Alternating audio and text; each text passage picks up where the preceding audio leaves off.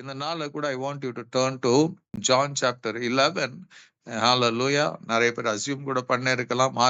யோவான் எழுதின சுவிசேஷம் 11ஆம் அதிகாரம் 40ஆம் வசனத்தை நாம I want you to turn to John chapter 11 and verse 40. அந்த இடத்துல பாத்தீங்கன்னா கர்த்தராகிய இயேசு கிறிஸ்து ஒரு ஒரு வார்த்தையை, ஒரு நம்பிக்கை கொடுக்கிற வார்த்தையை அந்த இடத்துல மார்த்தாளுக்கு சொல்லுகிறதை நாம் அந்த இடத்துல பார்க்கலாம். பிகாஸ் அந்த இடம் பாத்தீங்கன்னா ஒரு ஒரு ஒரு கலக்கம் நிறைந்த இடமா இருக்கிறது. அந்த இடம் ஒரு நம்பிக்கை போன அந்த குடும்பத்துக்கு மார்த்தாள் மரியாளுக்கு என்ன இருங்க, ஒரு it was just a time of darkness, ஒரு இருள் சூழ்ந்த நேரம், ஒரு துக்கத்தில் கடந்து போகிற ஒரு நேரம். அவங்க ஒரு முக்கியமான குடும்பத்தில் ஒரு நபரை இழந்து போன ஒரு குடும்பம். அவங்க அப்பா பத்தி எழுதப்படலை, பட் அவங்களுடைய 3 பேரை பத்தி எழுதப்பட்டு இருக்குது. மார்த்தாள், மரியாள், லாசரு என்ற பேரு எழுதப்பட்டு இருக்கிறது. அவர்கள் இயேசுக்கு ரொம்ப பிரியமானவர்கள் என்றும் எழுதப்பட்டு இருக்கிறது. So there is no record of இவங்க 3 பேருடைய அப்பா அம்மா பத்தி தெரியாது. But they loved Jesus and Jesus loved them. அப்படியாப்பட்ட ஒரு வாழ்க்கையில அவங்க குடும்பத்துல என்ன பண்றது, திடீரென்று ஒரு தீமை நடக்கிறது. என்னன்னா லாசரு வியாதிப்பட்டு மரித்து போய்விடுகிறான். இயேசு அந்த நேரத்துல அங்க இல்ல, அவர் வேற இடத்துல இருக்கிறாரு. அவருக்கு செய்தி போன பிறகு கூட he restrains himself. இன்னும் 2 நாள் அங்கே தங்கி இருந்து பிறகுதான் புறப்பட்டு வருகிறார். by the time he comes to Bethany, அவர் ஏற்கனவே லாசரு மரித்து 4 நாட்கள் ஆனது என்று அவருக்கு தெரிய வருகிறது. ஏமேன். அந்த 4 நாட்களிலே அவருடைய உலகம் எப்படி இருக்குதுங்க, மார்த்தாள் மரியாளுடைய உலகம் தலைகீழாய் புரண்டு போனது, இருள் சூழ்ந்து போனது, நம்பிக்கை இல்லாம போனது. அவனுடைய வாழ்க்கையில துக்கத்தினால் நிறைந்த ஒரு வாழ்க்கை இருக்கிறதை நாம பார்க்கலாம். ஹல்லேலூயா. அதுதான் வேதம் சொல்லுகிறது. அவங்க வீட்டுக்கு என்ன பண்ணாங்க, ஒவ்வொரு நாளும் மக்கள் வந்து அவர்களை ஆறுதல், அந்த கிராமத்தின் மக்கள் வந்து அவர்களை ஆறுதல் படுத்தி கொண்டு இருக்கிறதை பார்க்கலாம். அடிக்கடி மரியாள் என்ன பண்ணுவாங்க, கல்லறைகிட்ட போயிடும் அழுவதற்கு. இதெல்லாம் அவ்வளவு துக்கம், அவ்வளவு வேதனை நிறைந்த ஒரு வாழ்க்கை வாழ்ந்து கொண்டு அவங்க வாழ்க்கை இருக்கிறது. சம்திங் தே ஹவ் லாஸ்ட், ஒரு சம்திங், ஒரு அவங்களுடைய ஒரு லைஃப். அந்த அவங்க வீட்டுல இருந்த ஒரே ஆண் துணை, he may be the working person, அது இல்லாம போனதுனால அவனுடைய வருமானம் இல்லாம போயிருக்கலாம். there are so many things. there was just commotion அவங்க வீட்டுல. அடுத்து என்ன பண்ண போகிறோம், என்ன நடக்க போகிறதுன்னு தெரியாது. பிகாஸ் அவர்களுக்கு இன்னும் இயேசு வரல. so they had lost all the hope. எல்லா நம்பிக்கை இழந்து போயிருக்கிற நேரத்துல திடீரென்று ஜீசஸ் ஷோஸ் அப். இயேசு அந்த கிராமத்துக்கு வர்றார், அந்த ஊருக்கு வருகிறார். வந்த பிறகுதான் ஹல்லேலூயா அவர் என்ன பண்றாருங்க, நேரா கல்லறைக்கு, கல்லறை எங்க இருக்குது, எங்க வச்சீங்க கேட்டு மார்த்தாள் மரியாளா போட அந்த கிராமத்தின் மக்களோட அந்த கல்லறை கிட்ட போவாரு. கல்லறை கிட்ட போகும்போதுதான் இயேசு இந்த வார்த்தையை சொல்லுவார். அவர் அதுக்கு முன்னாடி என்ன பண்ணுவாருங்க, கல்ல எடுத்து போடுங்கன்னு சொல்லும் போது மார்த்தாள் வந்து சொல்லுவா, ஆண்டவரே மரித்து 4 நாள் ஆச்சு, இப்ப நாருமே என்று சொல்லுவா. அப்போ இயேசு ஹல்லேலூயா, இயேசு சொல்ல, மார்த்தாளை பார்த்து, மார்த்தாளை இயேசு அவளை நோக்கி, நீ விசுவாசித்தால் தேவனுடைய மகிமை காண்பாய் என்று நான் உனக்கு சொல்லவில்லையா என்றார்.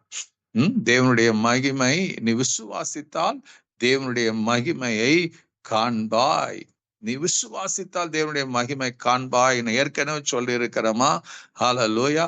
அதாவது when Jesus came, அந்த இடத்துக்கு வரும்போது அவர்களுக்குள்ள, அந்த கிராமத்துக்குள்ள இருக்கிற மக்களுக்கு ஒரு கேள்வி. இந்த இயேசு இங்க இருந்திருந்தார்னா அவனை சாகாம பார்த்திருப்பாரே, அவர் இல்லாததுனாலதான் அவன் செத்து போனா. அவன் சாகாம எத்தனையோ பேருக்கு சுகம் கொடுத்தவர், இவனை சாகாம காக்க கூடாதா? இந்த குடும்பத்துடைய நம்பிக்கையாக இருந்தான், அவன் அதை கேசு காப்பாத்தி இருக்க கூடாதான கேள்விகள் எல்லாம் எழும்பும். ஆமென். இயேசு அதை கேட்டு அவருக்கும் என்ன பண்றார், கலங்குனார், கண்ணீர் வடித்தார் என்று வேதம் சொல்லுகிறது. Amen.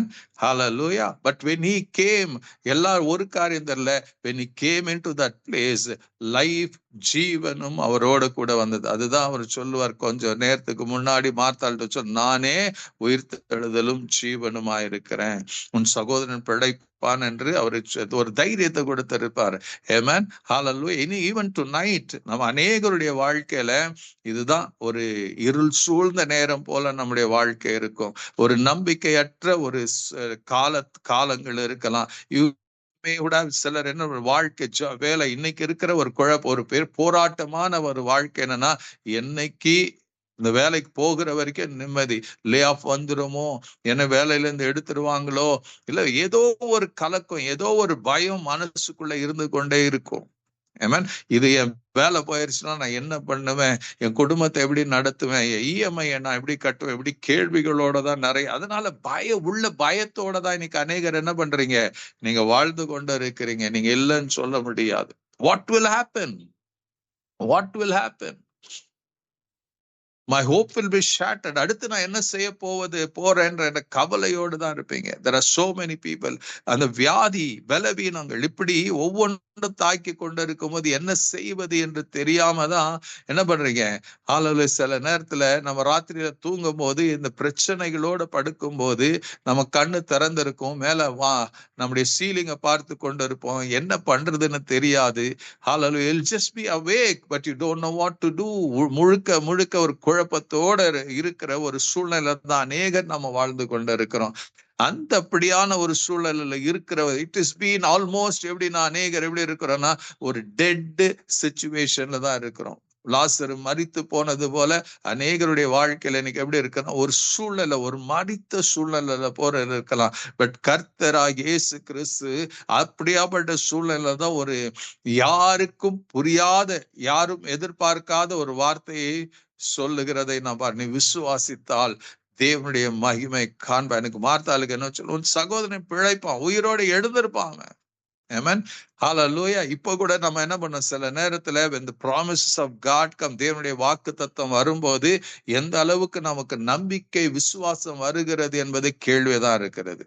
Because our situation talks more than the promises of God. நம்ம வாழ்ற கடந்து போகிற சூழ்நிலை எப்படி இருக்குது தெரியுமா, தேவனுடைய வாக்கு தத்தங்களை காட்டிலும் அதிக சத்தமிட்டு நம்முடைய சூழ்நிலைகள் பேசுகிறது. அந்த சூழ்நிலை நடுவுல, அந்த சத்தத்தின் நடுவுல கர்த்தருடைய நான் இருக்கிறேன், நான் கூட தான் இருக்கிறேன், நான் உன்னை விட்டு விலகல, உன்னை விடல என்று சொல்லுகிற அந்த சத்தம் எப்படி இருக்குதுங்க, ரொம்பவும் குறைவாய் நம்ம கேட்கப்படுகிறது. ஆண்டவர் பக்கத்துல இருந்து பேசி கொண்டிருந்தாலும் நம்முடைய கவனம் முழுக்க எங்க இருக்கிறதுங்க, நம்ம இழந்து போனதன் மேலதான் இருக்கிறது. நான் என்ன செய்ய போகிறேன், how I am going to revive, எதை நான் எப்படி செய்ய போகிறேன்ற கேள்வியோட தான் இருக்கிறோம் டுடே. கர்த்தர் இந்த வசனங்கள் மூலமா என்ன சொல்றார், இட்ஸ் பியாண்ட் யுவர் காம்ப்ரஹென்ஷன். உங்களை மிஞ்சின காரியத்தை நீங்கள் செய்து கொண்டு இருக்கிறீங்க. உங்களால முடியாததை நீங்க முடியறதுக்கு ட்ரை பண்ணி கொண்டு இருக்கிறீங்க. ஹல்லேலூயா. You cannot do anything. The situation in your life is that it's beyond your limitation, beyond your ability, அதுக்கு மேலதான் இருக்கிறது. சோ ஆண்டவர் என்ன சொல்ல, ஜஸ்ட் ரிலாக்ஸ். அவர் என்ன இந்த வார்த்தை மரிய மார்த்தாள் சொல்ற, ரிலாக்ஸ் பண்ணுமா, நான் வந்துட்டேன். I am there in the midst of மரணமும் மரித்தவனுக்கும் உயிரோடு இருக்கிற உங்களுக்கு நடுவுல நான் இருக்கிறேன். I am there. இன்னைக்கு ஆண்டவராக இயேசு கிறிஸ்து உங்களை என்ன பார்த்து என்ன சொல்ல, இதோ நான் மரிச்சேன், நான் உயிரோடு எழுந்திருக்கிறேன், சதா காலம் நான் உயிரோடு இருக்கிறேன். I can still do a miracle in your life. Still I can bring revival in your life. Still I can bring something. நீங்க மரிச்சு போச்சு, செத்து போனச்சு, nothing can be done ன்னு சொல்லுகிற இடத்துல God says I can bring life into that. என்னால ஜீவனை கொண்டு வர முடியும், என்னால ஒரு புதிய காரியத்தை துவக்கி கொடுக்க முடியும். ஹல்லேலூயா. உன் கண்ணீரை மாற்ற முடியும், உன் துக்கத்தை சந்தோஷமா என்னால மாற்ற முடியும் என்று கர்த்தர் உரைக்கிறது உங்களுக்கு கேட்குதோ இல்லையோ tonight, but God wants to tell you, the resurrected Christ, உயிரோடு எழுந்தவர் இன்னைக்கு உங்க நடுவுல 2 3 பேர் கூடுகிற நடுவுல இருக்கிறேன் என்று சொன்னவர். If you are just calling upon the name of the Lord, இயேசுடைய நாமத்தை சொல்லி உங்க வீட்டுகள்ல நீங்க கூப்பிட்டு கொண்டு இருப்பீங்கன்னா, the presence of the unseen Jesus, ஆவியாய் இருக்கிற இயேசு, ஆவியாய் இருக்கிற கர்த்தர் உங்க நடுவுல தான் இருக்கிறார் என்பதை மறந்துடாதீங்க. Amen. God is not seated ஏதோ பரலோகத்துல தூர நீங்க கண்டுபிடிக்க முடியாத இடத்துல இல்ல. He is there in the midst of you. உங்க நடுவுல இருக்கிறார், உங்களுக்குள்ள இருக்கிறார். ஆவியானவர் உங்களுக்குள்ள வாழ்ந்து கொண்டு இருக்கிறார், உங்களுக்குள்ள உலாவி கொண்டு இருக்கிறார். He is there. So what God is telling in the நேரத்துல அன்னைக்கு மார்த்தாளுக்கு சொன்னது போல, just believe that I am there. Just believe நான் அந்த I am going to bring life into that dead situation. நீ விசுவாசித்தால் என்ன பண்ண, அந்த மரித்த சூழ்நிலை மாறும். நீ இழந்து போயிருக்கிறதை நீ பெற்றுக்கொள்ள முடியும். If I could bring யோபுடைய வாழ்க்கையில எல்லாம் கடந்து போனது, he had no hope. அவனுடைய வாழ்க்கை மறுமலர்ச்சி உண்டாகும் என்று அவனுக்கு நம்பிக்கை இல்லாம இருந்த நேரத்துல, ஹalleluya, ஆண்டவராகிய தேவன் என்ன பண்ண 42ஆம் அதிகாரத்துல அவனுடைய முன்னிலைமை காட்டிலும் பின்னிலைமையை 2 மடங்காக ஆசீர்வதித்து கொண்டு வந்தார் என்று நமக்கு வேதம் கற்றுக் கொடுக்கிறது. So if God could bring a change into Job's life, எல்லாம் இழந்து போன நேரத்துல யோபுடைய வாழ்க்கையில ஒரு மறுமலர்ச்சியை, ஒரு ஆண்டவர் அவன் எதிர்பார்க்காத ஒரு ஆசீர்வாதத்தை கொண்டு வர கூடுமானால், even tonight God can do something in your life. உங்க வாழ்க்கையில அவரால் செய்ய முடியும். அவரால் கூடாத காரியம் ஒன்றும் இல்லை. Amen. Hallelujah. He can do. அவர் சொல்லுவார், நாயின் ஊரின் விதவை என்ன பண்ணா, தன்னுடைய ஒரே மகன் மரித்து போனான் என்று அவள் அழுது துக்கித்து போய் கொண்டிருக்கும் போது, நான் அந்த ஊருக்குள்ள போய் அந்த விதவை, அந்த ஹalleluya, அந்த டெட் பாடியை கொண்டு போகிற அந்த பாடையை தொட்டு அவன் உயிரோடு எழுப்பி நான் கொடுத்தது உண்மையானால், still tonight I can do something in your life. உன் வாழ்க்கையில நான் ஏதாகிலும், உன் வாழ்க்கையில நான் ஒரு மறுமலர்ச்சியை கொண்டு வர முடியும். I'm still God. நான் மரித்து உயிரோடு எழுந்தவன். I know. உலகம் பார்க்கிறது போல நான் உங்களை பார்க்கல. நான் உங்க இருதயத்தை பார்க்கிறேன். அதுல இருக்கிற துக்கத்தை பார்க்கிறேன், அதுல இருக்கிற வேதனை, அதுல இருக்கிற நவ நம்பிக்கை, அதுல இருக்கிற அவிசுவாசத்தை, அதுல இருக்கிற போராட்டத்தை நான் பார்த்து கொண்டு இருக்கிறேன் என்று சொல்லுகிற கர்த்தர் தான் நம்முடைய கர்த்தர். says those who யாரெல்லாம் அவர்கிட்ட வந்தார்களோ, the Bible says அவர்கள் மீது இயேசு மனதுருகினாராம். He had compassion for them. அதே போலதான் இந்த இரவுல அந்த மனதுருக்கத்திலே கொண்டு குஷ்டரோகி அவர் சுகமாக்க கூடுமானால், எனக்கு உங்க வாழ்க்கையிலும் அழிந்து போய் கொண்டிருக்கிற அந்த காரியங்களை அவர் மறுபடியும் உயிர்ப்பிக்க முடியும், மறுபடியும் கட்ட முடியும். Still God can work something in your life. நீங்க சொல்லலாம், it's the over, நீங்க முடிஞ்சிருச்சு, it's the end of the road ன்னு சொல்லலாம். கர்த்தர் சொல்றார், no, it's not the end, it's just a bend. Hallelujah. There is a new way. நீ முடிஞ்சதுன்னு சொல்லும் போது ஆண்டவர் என்ன சொல்றாருங்க, இல்லம்மா ஒரு டர்ன் தான். Hallelujah. Again there is a curve, again there is a turn, அங்கே there is another road that is leading to life. It's not the end. It's just a bend. Keep walking, keep trusting, keep praying, keep glorifying God. Your miracle is on the way.